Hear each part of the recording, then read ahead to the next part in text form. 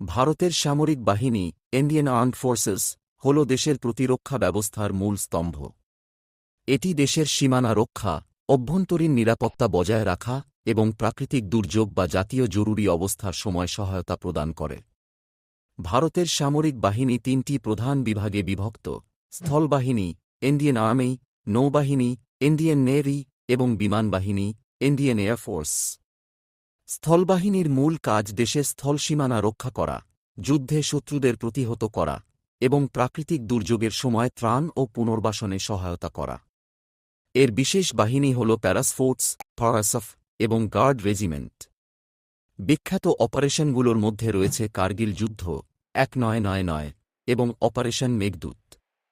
নৌবাহিনীর মূল কাজ সমুদ্রসীমা রক্ষা করা, জলপথে শত্রুদের মোকাবিলা করা এবং মানবিক সাহায্য ও দুর্যোগ ব্যবস্থাপনা করা।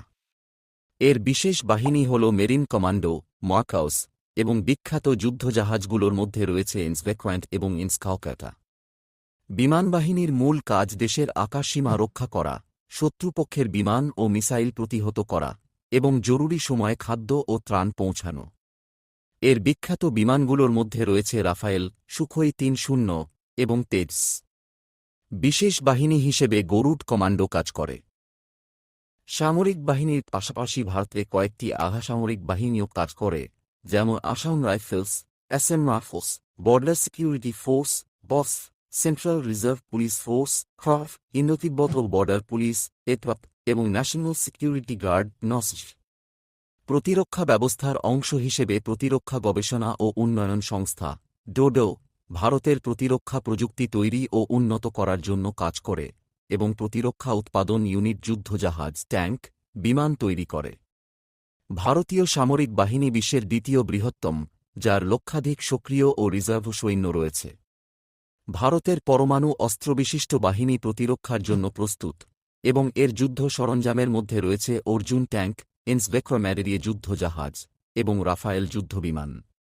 সামরিক বাহিনীতে যোগদানের উপায় হিসেবে অফিসার হিসাবে যোগদান করতে হয় national defence academy, সিডিস, combined defence services এবং আফক্যাট এয়ারফোর্স কমান্ডেশন এর মাধ্যমে। সৈনিক হিসাবে যোগদানের জন্য সেনাবাহিনীর রোগালি বা নিযোগ প্রক্রিয়ায় অংশগ্রহণ করতে হয়, যেখানে যোগ্যতা 1-0 বা 1-2 শ্রেণী পাস।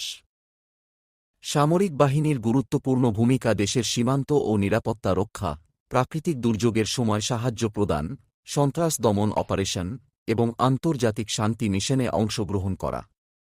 ভারতের সামরিক বাহিনী শুধু দেশের সীমান্ত রক্ষার কাজ করে না, এটি দেশের গর্ব এবং